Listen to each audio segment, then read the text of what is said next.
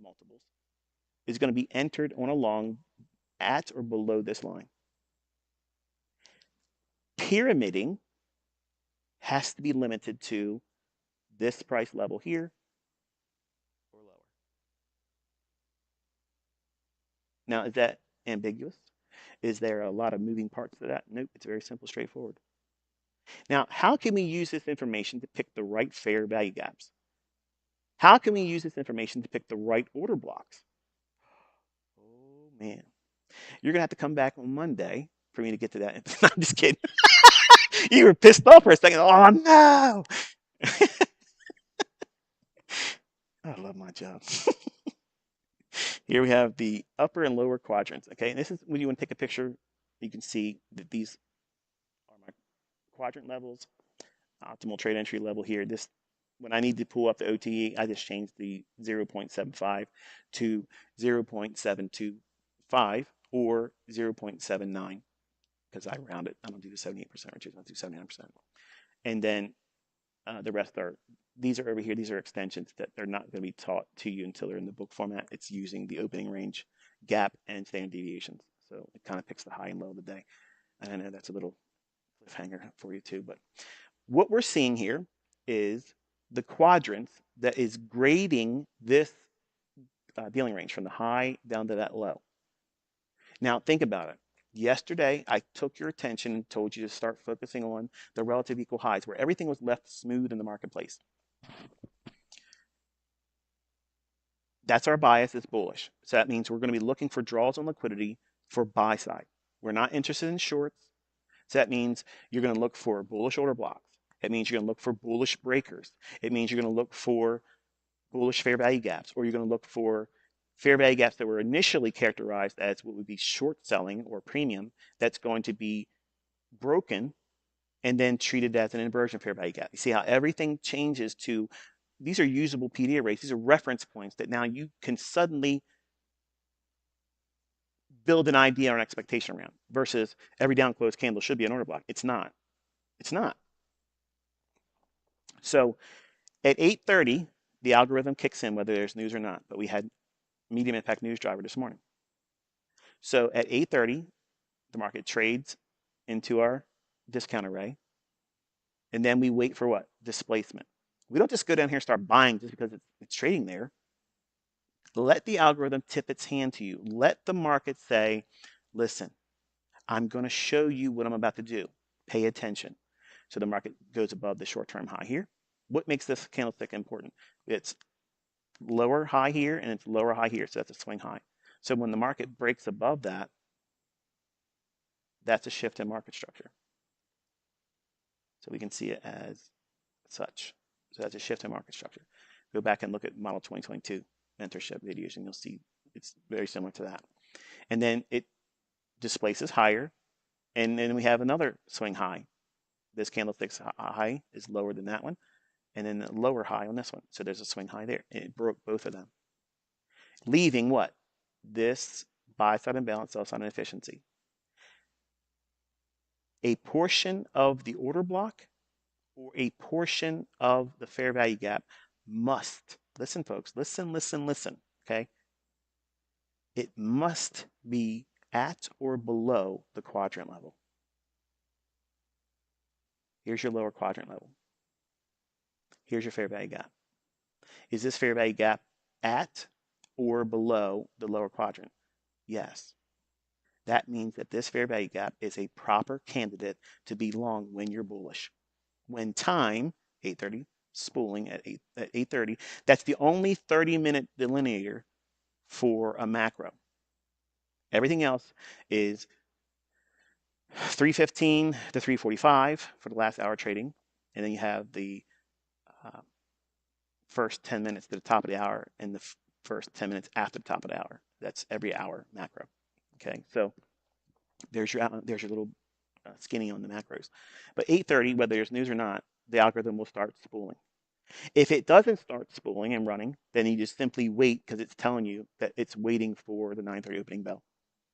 So what happens if you're anticipating something here and just meanders around or goes lower? Do nothing. Sit still and wait for the 9:30 opening bell. But because I built the case around everything I'm talking about today. See, we're already inside of the equivalent of 2 chapters in a book just with this live stream. Just this live stream talking about the impacts of knowing how to use the economic calendar, knowing how to use the day of week phenomenon, understanding the pools of liquidity and the PD array matrix, and how to now use that information and define which order block, which fair value gaps are the one I trade off of, because that's the one the algorithm is going to use. That's authorship. That's fingerprints, okay? By defining this with the quadrant level here, your fair value gap or order block, which is this down closed candle right there, is that below that quadrant level? Yes. Yes. Is this fair value gap at or less than this quadrant level of this dealing range? Yes. Now watch what happens. The market trades down. We have a little bit of a mohawk. That's fine because you have an order block there. That order block right here. Why am I using that one? Why am I specifically using that one?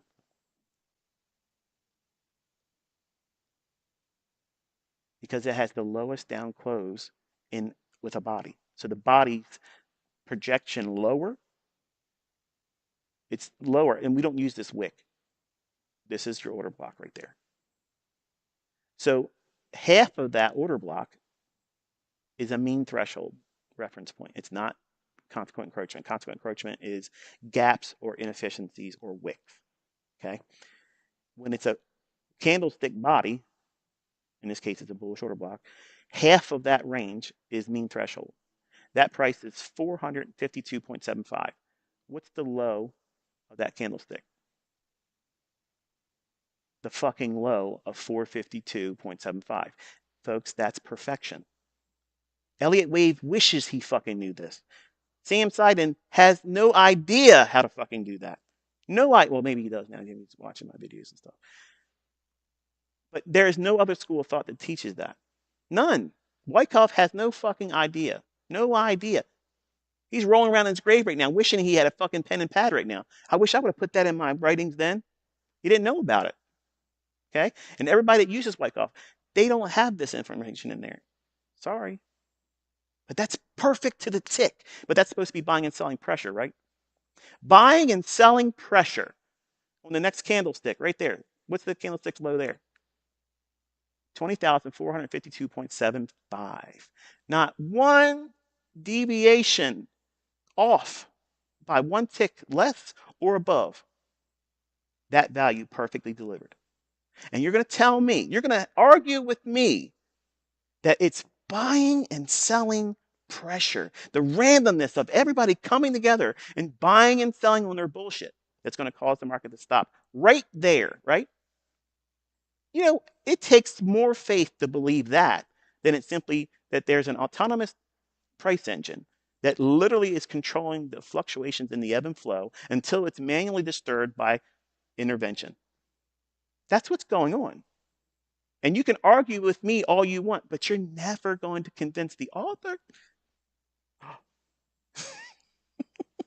You're never going to convince me, and you're never going to convince my students have now seen it, they use it, they make money with it. They can predict it, they can anticipate, they can see it. And some of them have communities where they're doing it in the witness of others continuously. And you're never going to convince them that they didn't witness it. Not just once, not once in a blue moon, every fucking day. Now find that in anything else out there. It's not. So the market does what? It rallies back up, and look what it does. It delivers into this volume imbalance. See that? So this volume imbalance, it delivers it. What's it missing? Buy side and sell side delivery. So it lays a body up in there. So it buries a body inside that volume imbalance and then drops right back down into what? That swing high here. Rallies back up, leaves the lower quadrant, trades up to equilibrium. Meanders around in here and then causes what? Another displacement. What is this candlestick right there? What is that? It's a fair value gap. Well, ICT, why didn't you use this one? See, he doesn't even use his own logic. He doesn't even use his own stuff.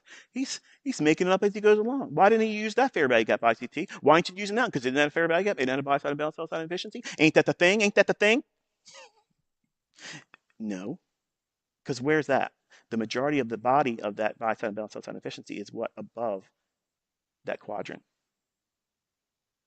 Uh-oh. Starting to make sense now, isn't it? So here we have what? Equilibrium. We're at that we're at that precipice where if you're building a position in all this down here, pyramiding, like you've seen me do many, many times, we're at that halfway point of that dealing range. So that means you have to do all of your business at that price range here or less if you're going to be pyramiding. Otherwise, if you start adding up in here or above it, you're really just tossing good money after potentially you might see a retracement. Even though it's low resistance liquidity runs, meaning that we're not getting a whole lot of deep retracements. What's a characteristic of low resistance liquidity runs? Do you remember? Do you remember what it is? Down close candles will support price higher, and inefficiencies will leave a portion open. Is that hard to remember? I've already said it before, but you probably forgot. But now this is the time when you write it down in your journal. Every day when you first start your day, have that written down in front of you on your notepad. High resistance liquidity runs are going to see a lot of give and take back and forth, and every fair value gap will be closed in. Remember, if it's spending a lot of time in the inefficiencies, what is it doing? It's telling you what? We're inside of high resistance. That means it's going to be problematic for you. You're not going to be comfortable in it. It's going to be back and forth price action. Don't run your stop loss up real quick to break even. Just let it move or don't trade. That's the characteristics with it. So in here, we are in close proximity to equilibrium from the dealing range high, dealing range low. We've already accumulated down here, rallied up, equilibrium, retracement, and then displacement here. So we are seeing this fair value gap dead in the middle, consequent encroachment. We can now take that also. So because it's laying inside of equilibrium and half of that gap is basically overlapping that blue line, which is equilibrium of the dealing range, when you're bullish, how could you use that? Now you can try to put a limit order to buy right at the midpoint, trusting that it's going to leave the lower portion open. Notice how it left this down here open? What is that? It's a breakaway gap. This is a tradable fair value gap. But because the consequent encroachment of this gap, which is this, watch. That's this line right here, okay? It's overlapping with the equilibrium price point or middle of the high to that low. So it's a convergence of two factors of equilibrium or midpoint. So this is where a institutional order flow entry drill would be optimal because you would expect what? Only a partial entry into that blue shaded area or fair value gap. Trust me, my charter members are flipping out right now because they were never taught this. You're learning it with them. So this is institutional order flow entry drill. And just because my watermark is not on this video, if you upload it on your channel to try to make ad revenue of it, I'm going to yank it down and put a copyright strike against it. And if it's a channel you're already making ad revenue off of, it's going to hurt you. So don't do that. You don't have my permission. So this is institutional order flow entry drill.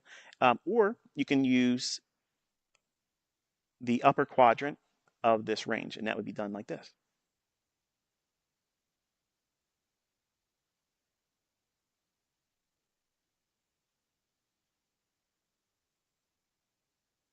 And you would use that price plus one tick, that 462 3/4 plus one tick. And that would be your entry. That would basically give you a very specific, not a zone entry, a very specific price level that would constitute an institutional order flow entry drill.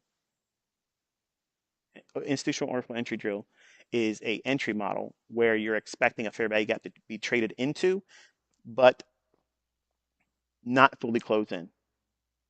And because you're expecting low resistance liquidity run conditions today, because of all the things I talked about in the first quarter of or first half of this lecture today, All those things building and coalescing with the idea that it's going to be a large range day, it's going to be explosive at the opening. Any opening range gap should not be expected to be traded to, even though there's a 70% likelihood that half the gap should be repriced to in the first 30 minutes. Throw that to the sidelines and expect them to just really make a mad dash to get to the liquidity that we've outlined. So low resistance liquidity run entries in here, low resistance liquidity run entries here, and then this is a gap that is what? Below the upper quadrant. And this is where I would use to see if I'm on side. Now, you can take that and enter on it. There's nothing saying that you can't use that as a model. I'm not saying that I'd be comfortable doing that. I could do it, but because I have to have principles and protocols and procedures to follow, because otherwise I'm left to my flesh, and my flesh will do like it did yesterday and put me in things that I shouldn't be doing. So when I try to fancy dance and finesse my own stuff and try to let my own experience dictate what I should do versus the process, the protocol, the model, the rules, stay on the right side of the road. Don't cross the yellow line, Michael. Well, if you're listening to me, you're trading ends on the entries here or less. Anything above it, you're just using it for management purposes. So when this fair value gap forms, this is a valid fair value gap, but it should not fully close in. Why? Because we're in low resistance liquidity run conditions. We're in an early session of a potential large range day that's bullish, and we're at the quadrant, upper quadrant, and less. See that? So what does that create in here? This candlestick's low. That's an institutional order flow entry drill. That's an institutional order flow entry drill. That's an institutional order flow entry drill. Leaving what? Portion of the range open. That is telling you continuous feedback that yes, down close candles consecutively, that's an order block. Draw that out in time. Hits it. Does it support price? Yes. In and of it by itself? Nope.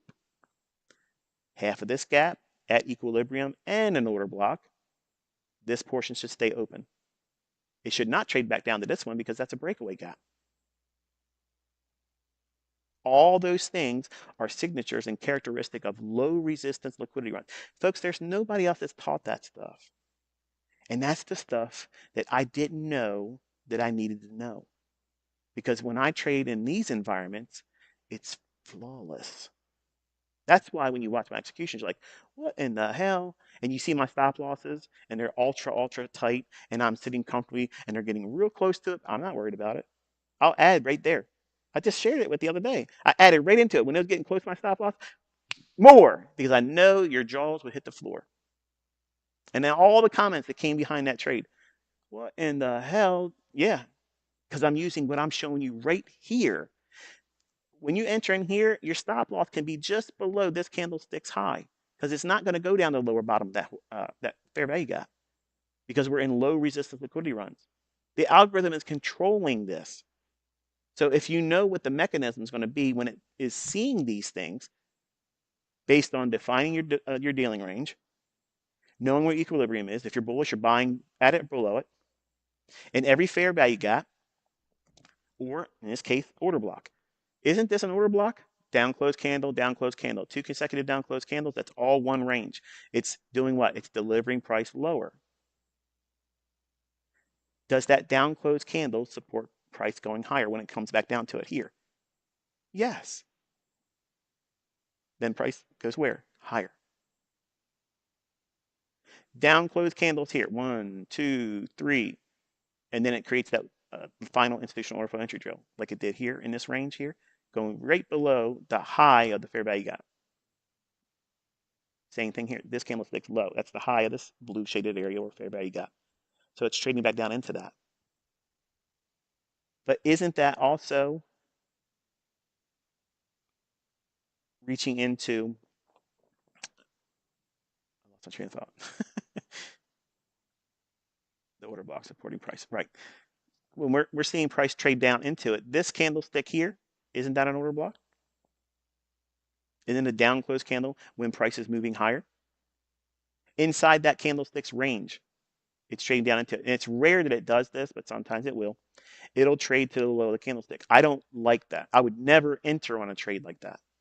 I want to see half of a bullish order block the mean threshold, or higher to its high, I want to see price use that portion of it to trade down into and then repel price away. When you're looking for dojis or tails beneath the candlestick, like we're saying here and here, those are forming inside order blocks or inside fair value gaps. When the order flow is bullish, you can anticipate these things forming. That's why when you look at my entries, I'm always entering on the very lowest candle or the one candle before or the one candle after the lowest candle when I'm bullish. Don't take my word for it. Go back and look at every example I've showed when I'm executing with live data. No market replay. I'm using what I'm teaching you right here. Now the market then leaves this range and breaks above the dealing range here. And then we're going into what? We're going into that 9 o'clock hour. And we trade up into new week opening gap here. I almost said something that would have been a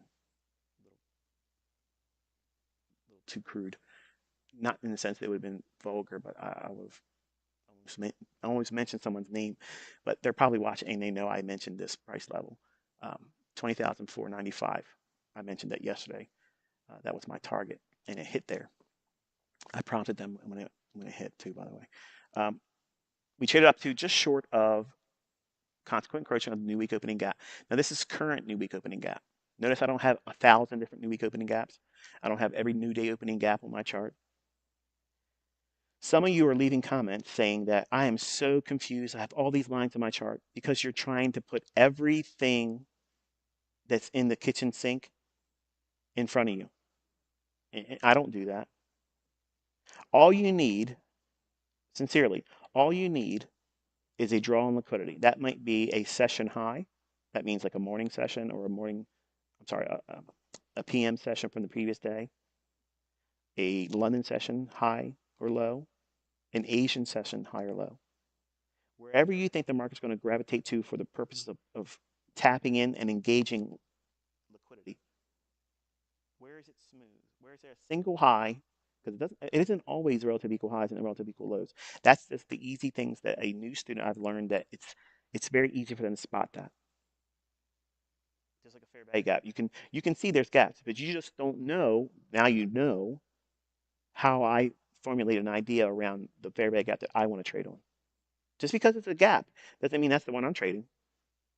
And that's why these yahoos out there will say, oh, it's running through the fair value gap. Because you're a fucking idiot. You don't know what you're talking about. You're listening to other people that ripped me off and they ended running mentorships, teaching people for pay monthly fees when they don't themselves know what the hell they're doing. They have no idea what they're doing. But watch and see how this all finds its way into their mentorships now. Watch and see. And you still don't have the half of it. That's what the books are for. Twist the knife, ICT, twist it ever so slowly.